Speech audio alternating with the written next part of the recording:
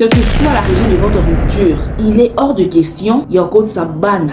Quel que soit moyen Oyozanango, n'empêchez pas le père de l'enfant de prendre soin de son enfant.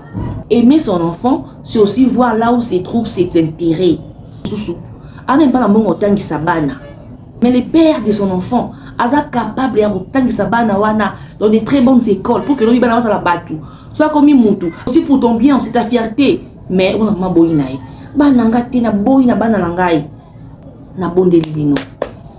C'est une erreur. Oui, il y a aussi des maris qui sont irresponsables. Tu ne peux jamais bousculer un homme pour s'occuper de ses propres enfants. Non, non, non, non, non, non, non. Si le mari t'abandonne avec les enfants, sache-le que Dieu interviendra. Parce que, quelque part dans la Bible, Dieu dit que il est le père de rejeter. Tikaye. Nous allons s'en charger. Et nous allons pour que, aux engatés de quoi nourrir les enfants, les rejeter là. Mais par contre, si l'homme n'a pas abandonné ses enfants, yaya, au privé bana, parce que bolingo na yo ozaki trahi, ou soit parce que orgueil na yo et quoi qui bo moto, je travaille, je gagne de l'argent, non l'accès que non, je suis responsable, yaya, la punda. Il y aura un de tes enfants là vont te surprendre. Au cas moi, donc on a que moi non moi ma bé, on a pas si papa non non non, parce que tu as voulu de toi-même souffrir. Tu vois.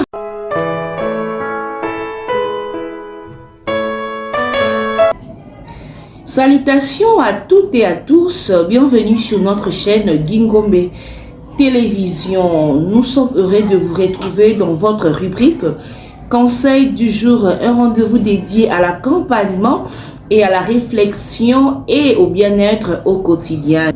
À travers ces numéros, Conseil du jour vous propose des conseils pratiques, des solutions concrètes pour mieux gérer le défi de la vie, le développement de réalité, le défi personnel. Voilà.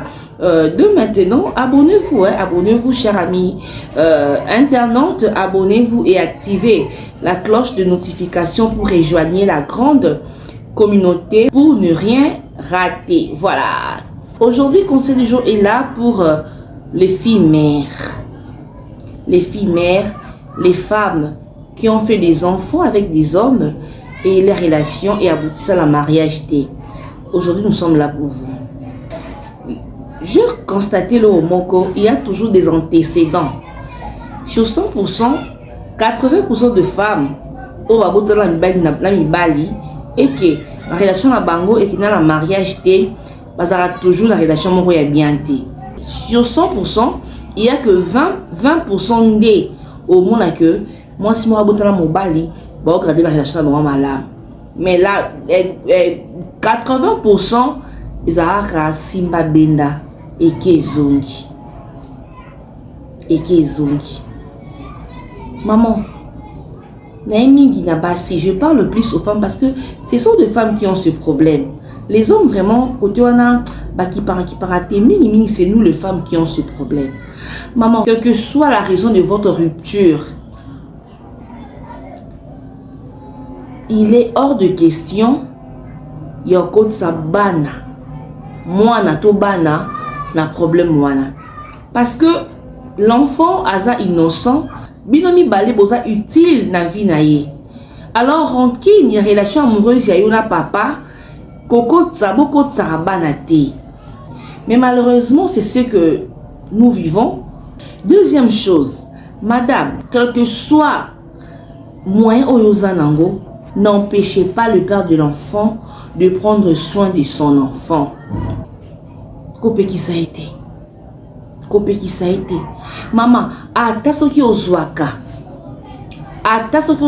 Combien de salaire na yo? O eza plus que monsieur botani bana. Ko empêcher été le peu qu'il gagne asunga pe bana e. Conseil du jour émission maman au salaire bongo. Eza erreur moko eza vraiment grave. Vous savez que celui qui détient nos cœurs, c'est Dieu. Ce Dieu-là est juste. Son nom, c'est Chikenu. Il est vraiment juste. Akata mamtu na bosebo. Et Joana atala mitema na biso. Ayebi mitema ya batu. Parce que mitema ya batu entre ses mains. Ayebi skali ni mabezali. Na esika mabezate mama. oko vanda boy parce que mobile wana blessa yo, a trompa yo, a sala mabe, kanda wana ako za musika ya mwana otoboti na ye. Yebara que na miso ya Nzambe, Nzambe omona ngobongo te. Et comme ndeni bobota parce que bobala na été. C'est-à-dire vous vivez dans la fornication. La fornication, c'est un péché. C'est-à-dire, Dieu n'était pas dans votre relation. Donc, quand vous bébani pe bokei, quand vous comme ça là que, vous avez péché, moninga asunga, moana, emsu moana ngope, il faut la condition bien te, mais non, nous avons besoin de la siko yo. Nous avons besoin de que non, parce que là qui yo mabe, parce que tout ça, nous avons bien ôté. Dieu regarde maintenant l'innocent là, l'ange là, il vit dans des conditions précaires, dans des conditions qui ne sont pas réunies, parce qu'ils ont la kanda ya papa na bango. Dieu, dans sa souveraineté, a dit que moi, l'amour boy, ça va mon kili, papa na yo, maman na yo, quel que soit les bobos taillés, nous avons dit qu'il y a zali. Tant qu'on a que non, papa na zo mbongo, mais comment bah ni va souffrir? Quand on t'a dit que c'est à cause de toi nous avons empêché papa oyo a sunga ba na ye yaya. Là maintenant tu es dans le problème. Non mon que maman a beaucoup li moi ba na ye moko a sali tout pour que ba na ye ba la batu ba ngo ba koli ba ke ka papa na bango.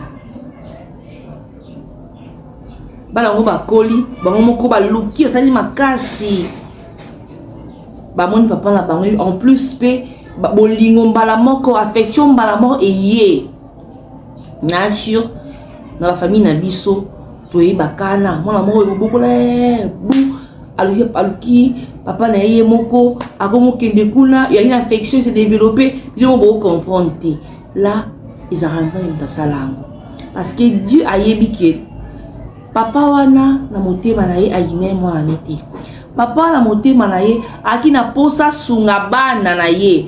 Mais maman nde azako linga te. Alors comme il est juste, alors qu'il jamais kolinga bana wana bayina papa na bango.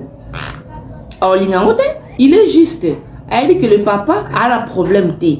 C'est toi la maman le problème. Tu vois? Il y a un autre conseil du jour et maman,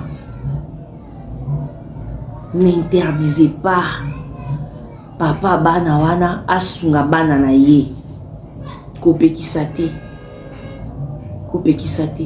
Aujourd'hui les enfants souffrent parce que biso ba maman tozolinga kanda la biso ya bolingo na biso ya ba relation oyo esimba te tolingi bana pe baza na kati na or etali bango te.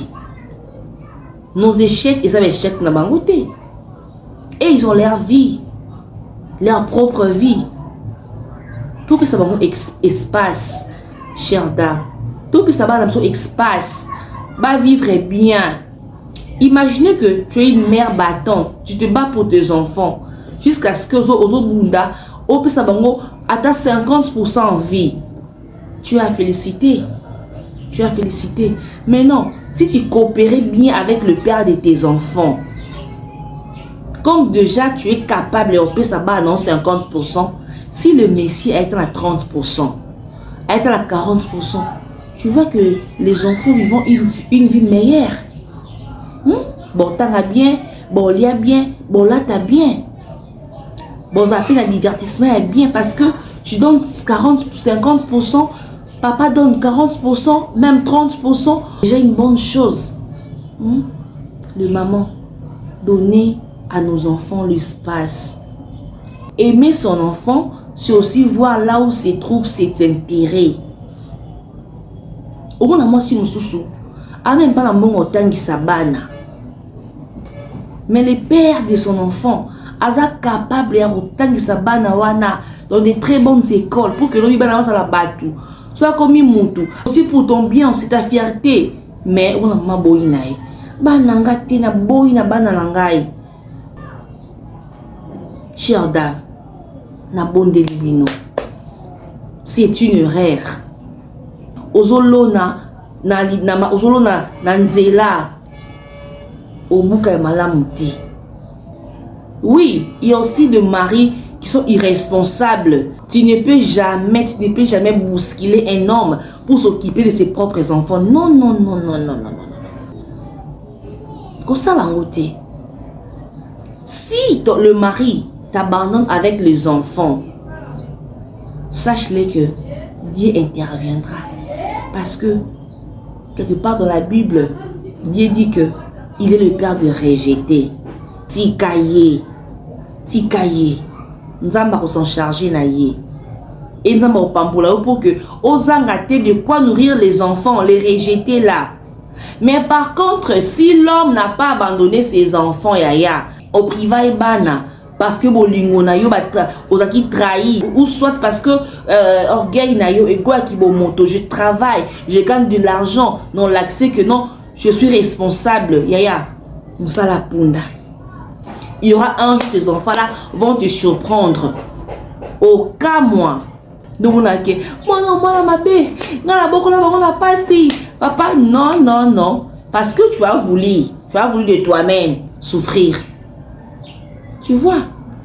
Donc, nos chères dames, to bon sa côté wana, to kitama mitema, to pe sa papa, to pe sa bango chance, ba beaucoup la beba na bango parce que bazaba na bango. Toki jamais connu comme Rabbi Somoko, nuit et jour qu'on souffre alors que ces enfants-là ont leur père quelque part. Non, non, non, non. En moins que ce qui a boya, là vraiment, je te conseille hollandais. Mais ce qui ont yebi que papa wana, ça la monter mon sungaba na ye, yondo boya parce qu'on a bolingo na ye, soit parce qu'on a kanda na ye, il t'a trompé, il t'a maltraité, yaya.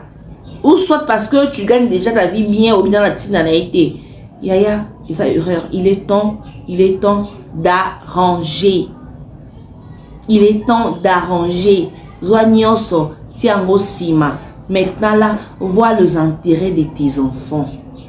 Comment est-ce que tu as un père, tu as fait des enfants avec un père qui a une maison, qui a des parcelles, mais toi, tes enfants,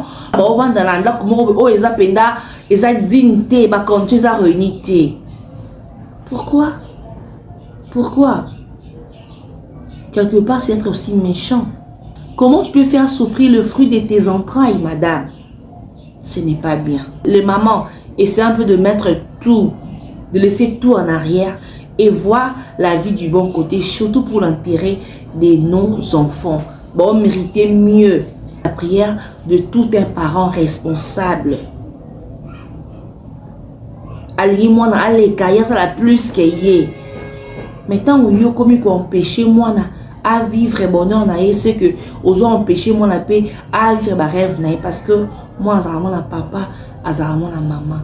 Bandeko, conseil une chose à qui on a pour la bino, boy ba comment me sala, bo réfléchir, surtout pour l'intérêt de nos enfants. On se retrouve très prochainement. Merci beaucoup pour l'attention soutenue. Ce que nous pouvons vous demander, c'est de partager. Partagez au maximum. Ceux qui n'ont pas encore abonné, abonnez-vous. Faites abonner aussi les autres. Laissez vos commentaires, vos j'aime. C'est là une manière de nous soutenir. On se retrouve très prochainement pour un nouveau numéro du Conseil du jour. Bye bye.